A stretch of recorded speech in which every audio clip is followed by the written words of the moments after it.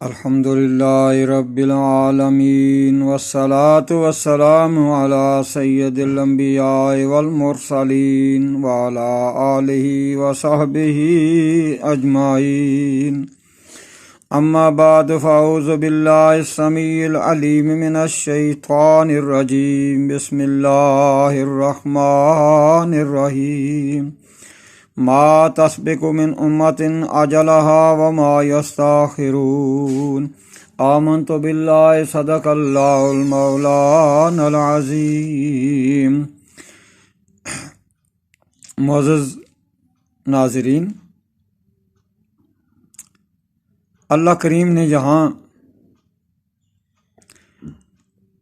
انفرادی موت کا تذکرہ فرمایا ہے، وہاں قوموں کی اجتماعی موت کا بھی ذکر فرمایا ہے۔ ما تسبق من امت اجلها وما یستاخرون، کوئی قوم اپنی اجل سے، طے شدہ مدت سے نہ آگے جا سکتی ہے نہ پیچھے رہ سکتی ہے۔ اس کو دنیا کے سٹیج پر رہنے کے لیے جو اصول دیے جاتے ہیں،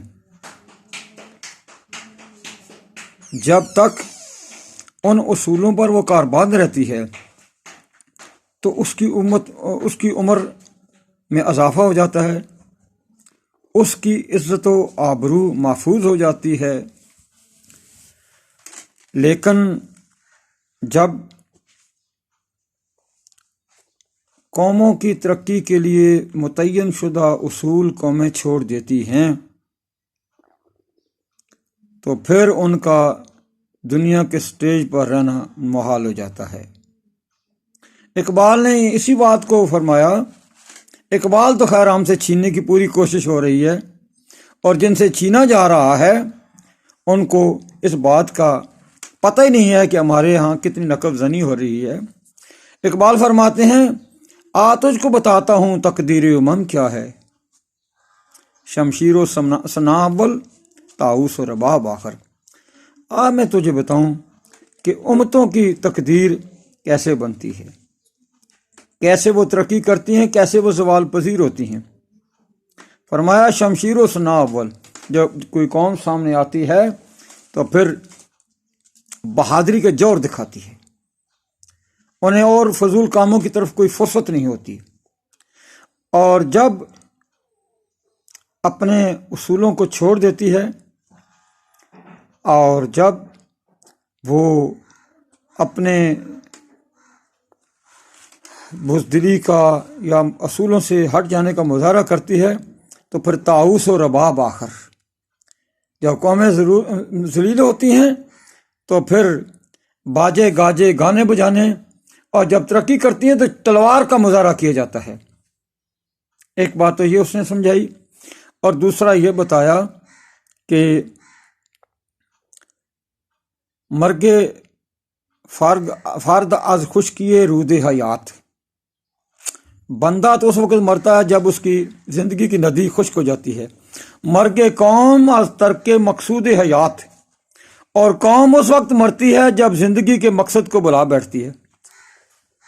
کیا ہم یہ جائزہ لینے کے لیے تیار ہیں کہ جس قوم کو بتایا گیا تھا کہ ایک ایک لمحہ اللہ اس کے رسول کی رضا کے مطابق، ان کے بتائے ہوئے اصولوں کے مطابق بسر کرنا ہے، وہ آج کن پستیوں کی طرف جا رہے ہیں؟ گویا وہ مقصود حیات ترک کر چکے ہیں۔ اب ان کا کیا رویہ ہے؟ ہر زمان اندر تلاش ساز و برق، ہر وقت ساز و سامان کی تلاش میں سرگرداں ہیں، ہر وقت موت سے ڈر ہے۔ دو ہی باتیں ہیں جو ہمیں اقبال نے بتایا کہ مرنے والی امتوں کا جو انداز ہوتا ہے، جو ان کی ترجیحات ہوتی ہیں، ایک تو وہ موت سے بہت ڈرتے ہیں، اور دوسرا زندگی کے عارضی ساز و سامان کو جمع کرنے کے لیے مارے مارے پھرتے رہتے ہیں، اور کسی کام کے لیے ان کے پاس فرصت ہی نہیں ہوتی۔ کیا آج ایسا نہیں ہے؟ کیا ہم یہ سوچنے کے لیے ہماری ذمہ داری نہیں ہے کہ ہم سوچیں ہر بندہ اصلاح کرنے کی کوشش کرے، اپنی اور قوم کی اصلاح کی تیاری کرے، مطالعہ کرے، غور و فکر کرے، اور یہ مت سمجھیں کہ کوئی اور آپ کو یہ سکھائے گا۔ آہستہ آہستہ تعلیمی نصاب تبدیل ہو رہے ہیں۔ مسلمان قوم کی عزت اور آبرو کی حفاظت کے لیے جو اصول بتائے گئے ہیں وہ آہستہ آہستہ ہم سے چھینے جا رہے ہیں۔ تو ہمیں یہ ہمارے پاس جو مہلت ہے اس کی قدر کرنی چاہیے، ورنہ اصول چھوڑ دینے والی قوم عزت اور آبرو کی مستحق نہیں ہوتی۔ اللہ تعالیٰ ہمیں برے مستقبل سے بچائے۔ وما علینا الا البلاغ المبین۔